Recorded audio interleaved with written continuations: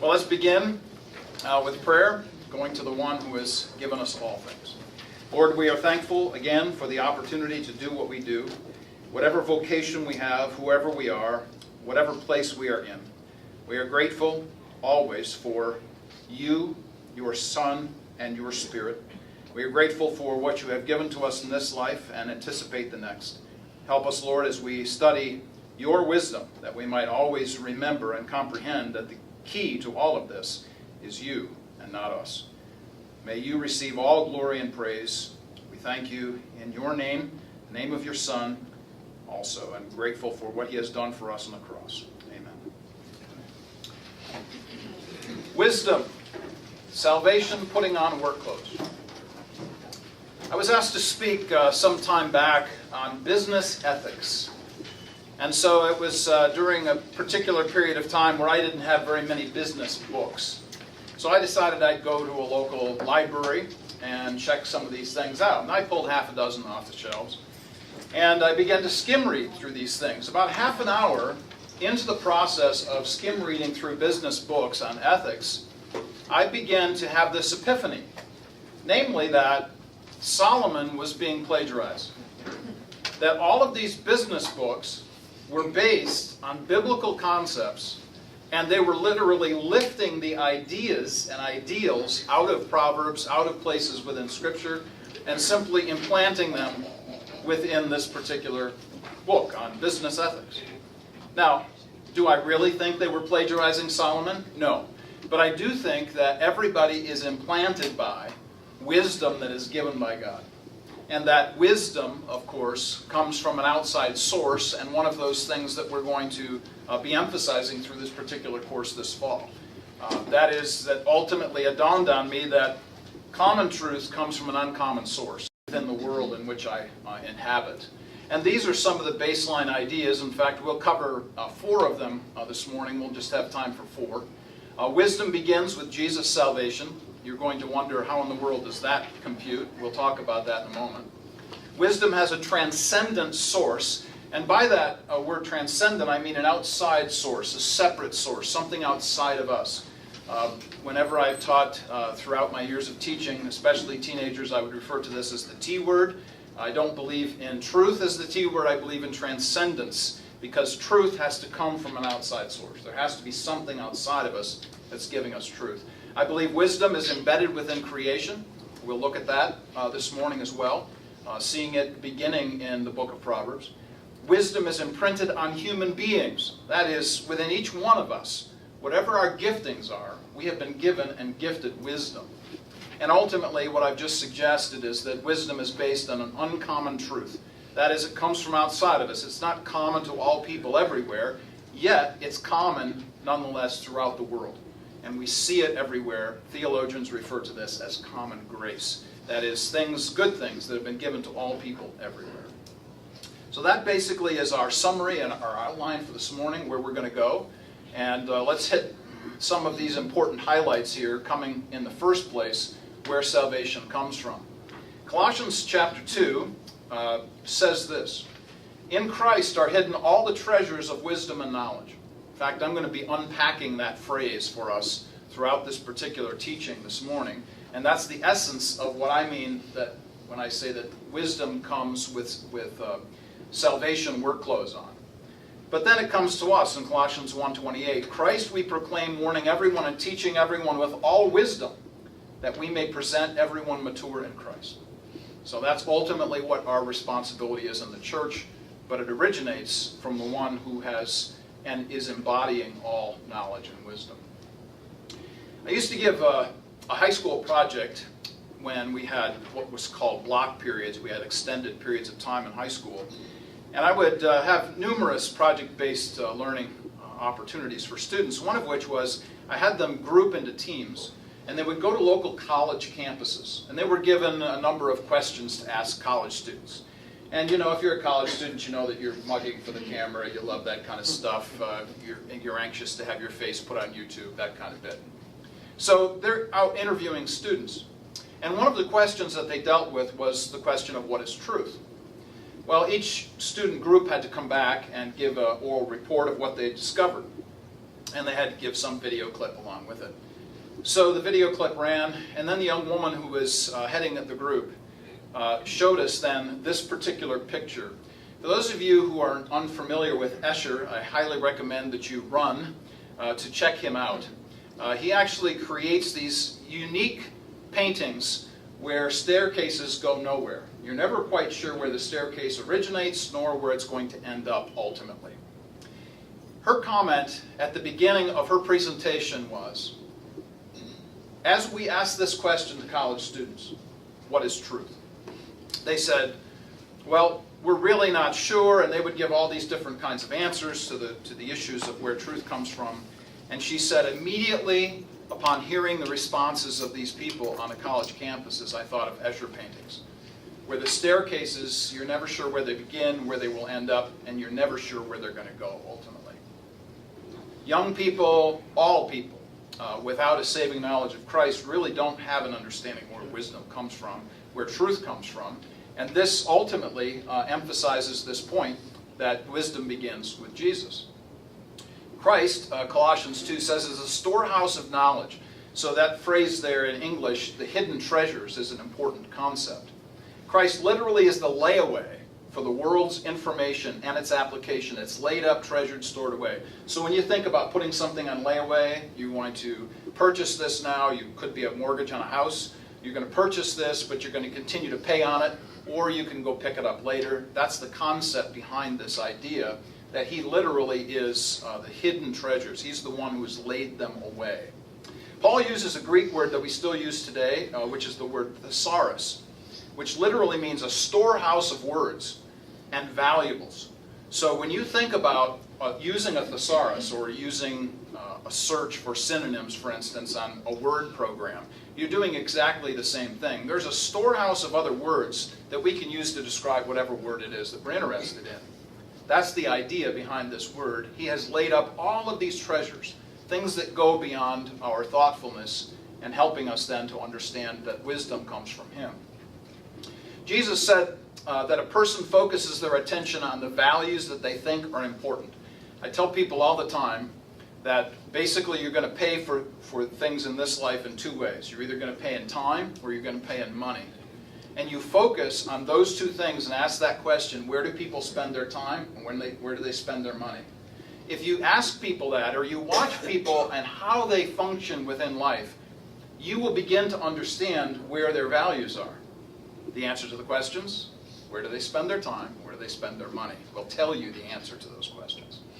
So, ultimately, Jesus emphasizes this throughout the book of Matthew, Luke, and elsewhere, that heaven's wealth is focused on earth's mental health. And what do we mean by that? Well, this is what Matthew says. Do not lay up for yourselves treasures on earth, where moth and rust destroy, and where thieves break in and steal. But lay up for yourselves treasures in heaven, where neither moth nor rust destroys, and where thieves do not break in and steal. For where your treasure is, there your heart will be also. So there's the word, the idea of treasure. Where you focus your time, your effort, your energy, your talents, your money is where you're going to focus your attention. That's where wisdom begins with Jesus. But there has to be an outside source. So transcendence is huge for us. This last semester, and by that I mean in the spring semester, I began taking classes at IUPUI. For some of you, you're going to wonder, why in the world are you going back to school again? And I blame it all on Robin. She told me that I needed something else to do. Yes, I'll just let that hang in the air for a moment. I need something else to do. So I took 2 classes at IUPUI this last year in anticipation somewhat of what we do at the Comenius Institute. But under the tutelage of professors who were not Christians. It's pretty obvious, clear. I took a course called Children's Literature. And one of the things that we were discussing always in children's literature, take fairy tales for instance, was that there are lots of different fairy tales. They come from lots of different cultures. They essentially say the same thing. There are some modifications and variations along the way. And one of the questions that I would constantly ask the professor in the class generally was, where do these things originate? Where do they come from?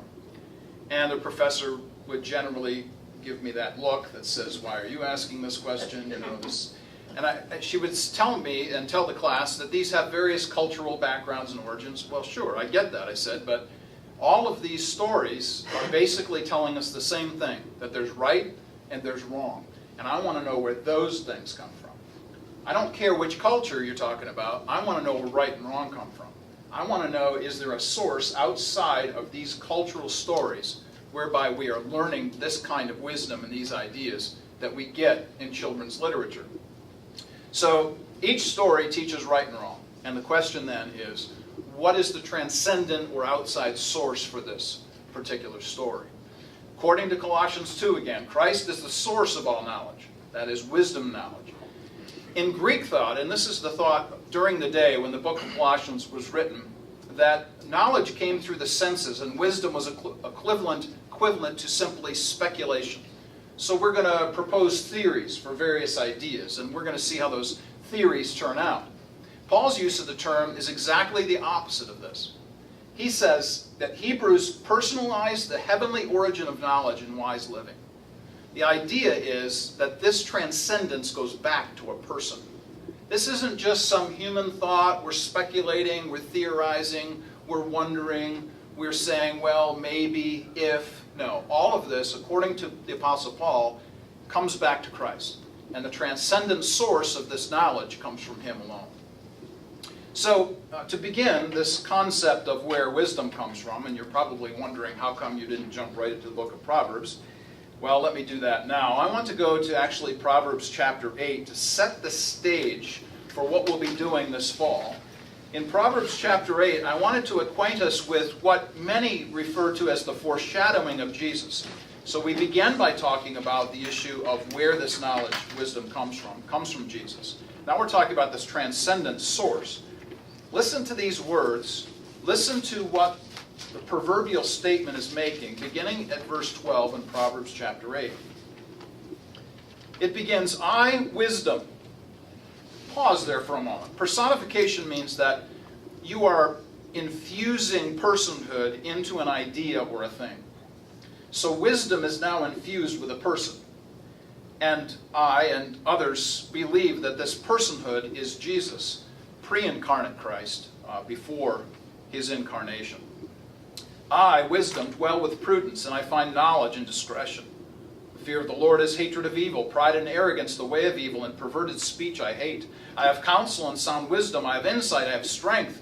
By me kings reign, and rulers decree what is just. By me princes rule, and nobles, all who govern justly. I love those who love me, and those who seek me diligently will find me. Riches and honor are with me, enduring wealth and righteousness. Does that sound vaguely familiar, like something you might have read maybe in the New Testament? Yeah, absolutely. Because we see those kinds of profiles being picked up in Matthew, Mark, Luke, and John. And of course, the foreshadowing of Jesus in the First Testament into the Second Testament. Proverbs 8:34, to end that section that I just started reading, beginning in verse 12, says, Blessed is the one who listens to me, watching daily at my gates, waiting beside my doors. The one who is anxious to find out what all of life is like and where it comes from is based on this transcendent source. Wisdom is written everywhere. I believe God's goodness emanates like a light diffusing itself through the entire creation. He is the exemplar, the logos of all created things. He is the one to whom it leads and for whom it all exists. Art Holmes, a great professor at Wheaton College for many, many years. You see here in the picture the idea of light entering the prism and then refocused in lots of different colors. The idea is that there is a source.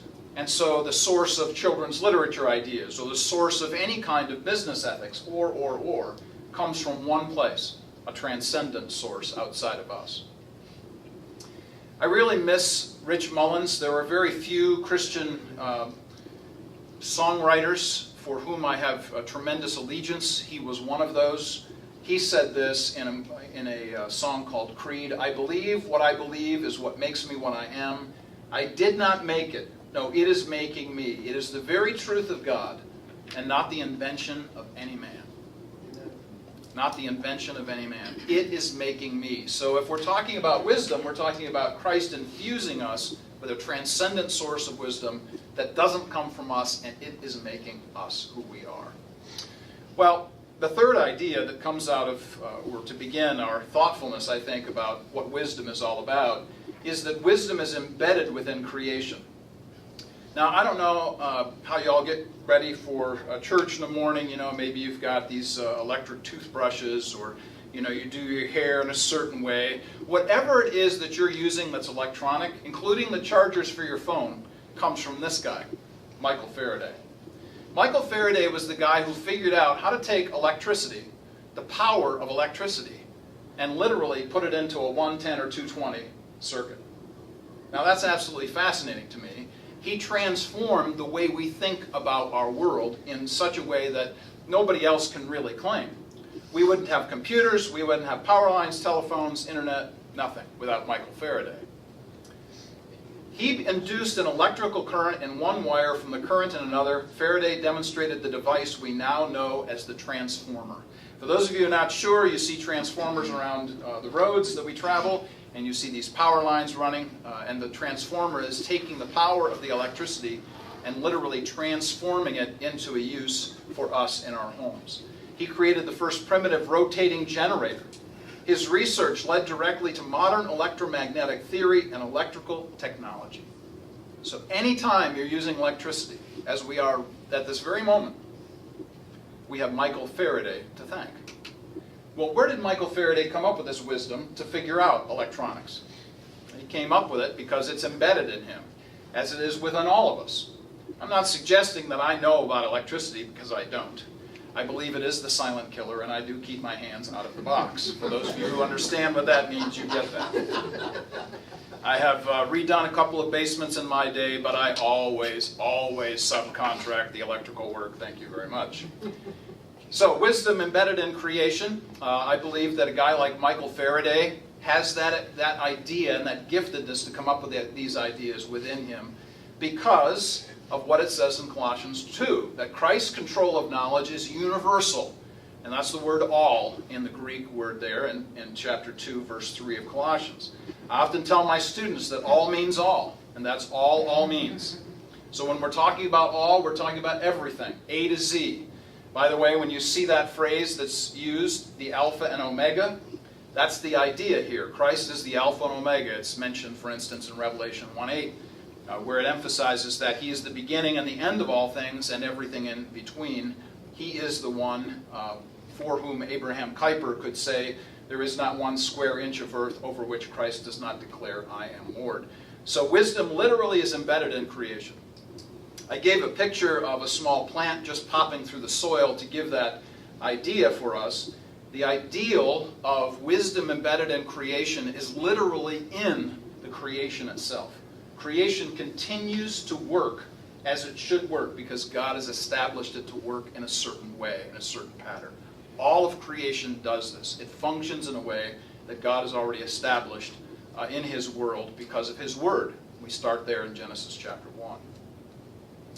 All studies, philosophy, rhetoric are followed for one object, that we may know Christ and honor Him. This is the end of all learning and eloquence, the great Erasmus once said. This is one of those things that I would tell students consistently, that everything that we study, I don't care if it's algebra to zoology, falls under the purview, auspices, and jurisdiction of Jesus. And so because of that, it's our responsibility to study. So if you're a student, doesn't matter what you're studying, you study for the honor of Christ. I'm still teaching high school classes now, and I actually started the year just a couple of weeks ago by telling my students that I hear an awful lot of people say that they do such and such to the glory of God, but I've never heard a student say, I do my homework to the glory of God. But they should. They should, and all of us should, whatever it is that we do. Human attempts either to fathom or to discover more of Christ's knowledge, even of their physical realm, or by the outer fringe of His works. This is one of my favorite little statements in Job 26. The Hebrew there in the word fringe is the idea that I've suggested here in the picture. So at the end of a rope, you have little threads that hang off the end. They're not really part of this whole rope. They're just pieces and parts. You see fringes at the bottom of your jeans, for instance, if you wear them for any length of time, little hangy down threads that are outside of the fabric. And that, according to Job, is all that we understand about God's works. That's it. The little hangy down threads at the bottom of frayed fabric on a jean. That's it. That's all we understand. So when you stop to think about all of the discoveries that are constantly being made, it is amazing to consider that this, again, is just the outer fringe of what he has already ordained within his world. So I want to come back to Michael Faraday. The only picture of another person that was hung in Einstein's office was that of Michael Faraday. He is so esteemed, Faraday, because he believed that he couldn't do his work unless Faraday had done his. Michael Faraday was an elder in his church. When Faraday died, they took his Bible and opened it, and it fell open to the book of Job because he was constantly reviewing what Job says about the creation of God. It was all marked up. There were tears and rips in the pages because Faraday was constantly poring over the statements about God's creation in the book of Job.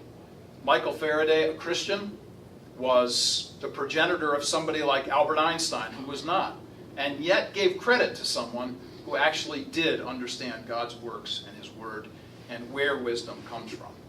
So wisdom is also embedded in creation, but it's also imprinted on us. So here's just a couple of quotes. This one from Theodore Roosevelt: "Far and away the best prize that life offers is the chance to work hard at work worth doing." Now, that's a great statement. You say to yourself, wow, I really like that. I'm going to make a meme out of it. I'm going to stick it on Facebook. I'm going to tweet it, whatever. Great stuff. Where'd that come from? Not from Teddy. It comes from the wisdom that's imprinted on him, namely through this creation that God has established to work in a certain way. So the concept even of work comes about because this is something that God has embedded within his creation. I've gotten to love poetry because of my daughter, who dragged me kicking and screaming into poetry. My favorite person is one of hers, W.H. Auden, who wrote lines like this: "You shall love your crooked neighbor with your crooked heart." I love that line. That suggests everything about the Christian actually believes about inherent human corruption. And then this one: "For the error bred in the bone of each woman and each man craves what it cannot have, not universal love, but to be loved alone." Where did Auden come up with these ideas? I believe these ideas for poets, for anybody, doesn't matter what it is that we do, doesn't matter what it is that we research. I believe all of these things come because wisdom is embedded within us, because wisdom is embedded in God's world. So we see these kinds of statements, we wonder at them, we think, wow, this is really a great statement. I wonder where it came from. Well, ultimately its source is in the one who has made all things. So I say the Creator created creatures who creatively create from creation. God's likeness in humanity imbues creativity, intelligence, design, purpose, planning, imagination, and appreciation with the creation. We could talk about lots of different things. We could talk about any subject that you would like to discuss. Subjects, I'm sure, that are far beyond my own comprehension. I just throw up a couple: math and music, for instance. I'm really been re-engaged with jazz of late. With some of the folks that I'm hanging around, I'm always impressed by the creativity. In fact, my producer the other day came back on air and said, "Well, we all want you to know what you can't see on air. I can see here that Dr. Eckel is butt dancing in his seat with the jazz music that he's listening to. We have cool jazz interludes." That was supposed to be funny. I'll raise my hand. Okay, yeah, thank you. Wisdom imprinted on humans. There is a difference in the pressure that we find in a plane. So if you're flying out of Indianapolis this week, this is who you can thank for this. His name was Bernoulli. He came up with the idea that the pressure on top of a plane wing is different than the pressure on the bottom of a plane wing, and the reason why it can lift is the way that you create your wings. You create your plane wings in a certain way. If you flip those wings over, the planes would crash every time. So I'm really thankful when I get on a plane for this guy. His name is Bernoulli. He came up with this idea. Where did he come up with this idea? I believe it's imprinted within him because of God's creation. Back to Colossians again. Christ's knowledge is exclusive. That is, it says in Colossians, it is in whom Now, to be a little technical, one of my favorite parts of speech is the preposition. And I came to love prepositions when I studied Greek. And there are two concepts here of this word in. It can tell the location, but it can also tell the means by which something happens. So this knowledge is exclusive, not only the place where it comes from, but the means by which we get it. And again, all coming back to Christ. So how does that translate for us? I would say to begin, there are no brute facts. 2 plus 2 equals 4. Is 2 plus 2 equals 4 in a base 10 system, by the way, because God has established it that way. 2 plus 2 equals 4 is true in homeschooling and public schooling and Christian schooling and charter schooling. It doesn't matter. It's true everywhere. Why can that be? Because it has a source that is outside of us. I don't believe that anything is neutral. I don't believe that math is neutral, for instance. I don't believe that any subject of study is neutral. That all of this neutrality talk, that somehow these things can be seen simply by themselves, excises the one who has given them to us, namely the one who has created all things. His name is Jesus. Equality of beliefs is also impossible. Beliefs cannot be equal by themselves simply because somebody else believes something different than I do. The equality of belief is impossible because Jesus sets himself apart from everyone and everything else. And so exclusivity, I would argue, is the basis for inclusivity. The only way that you can be inclusive is if you are first exclusive. That's a whole lesson by itself. I'll just lay it out there and we'll talk later. A Christian view of study is broad-minded in the sense that everything is open for investigation. A Christian, however, is closed-minded, as is everyone, I would argue, that all knowledge is from and through Christ. Everything comes from him. So this wisdom is seen in a verse out of one of my favorite hymns. John W. Peterson wrote a student's prayer. May the things we learn so meager never lift our hearts in pride, till in foolish self-reliance we would wander from thy side. Let them only bind us closer, Lord, to thee in whom we find very fountainhead of wisdom, light and life of all mankind. And I highly encourage those in charge of singing that we might sing that sometime. We did it once. Did we? We did it once for you. That's right, you did it for me once, yes. But we need to bring it back. Because I'm like, You got to bring it back, especially when you're studying Ephesians. Anyway, just giving you a hard time. Wisdom in God's world. Books on Christianity will really not trouble the unbeliever, but he would be troubled if, whenever he wanted a popular introduction to some science, the best work on the market was always by a Christian. What does Lewis mean by this? I think what Lewis means by this is that we have to stop saying, this is a Christian movie, or this is a Christian book. And what we need to start saying is, here is a Christian who wrote the best book on science. Here is a book that a Christian wrote, which is the best book on math. Here is the best movie that's come out on justice. It was made by a Christian. I don't think we need to give an adjectival phrase in front of movies or books or research or anything else. If it's good research, if it's a good book, if it's a good movie, and it comes from a Christian, there it is. And I think that's what Lewis was after, and I think that our pagan friends and neighbors would especially be put off by the fact that this is really good science, or this is really good math, and oh, wow, a Christian did this. Oh, maybe I should pay more attention to them. How about that? But if we're going to talk about just daily stuff, let's talk about the Salvation Army. One of my favorite organizations in the world. As the bees labor to replenish their hives, so man, being a sociable creature, must labor for the good of the society which he belongs to, and which his own is contained as a part. One of the taglines in our response, not only at Comenius, but also in the radio show, is Titus 3. Do good, do good, do good. The three commands there given to all Christians. And what I emphasize here through the Salvation Army, I think we could emphasize everywhere.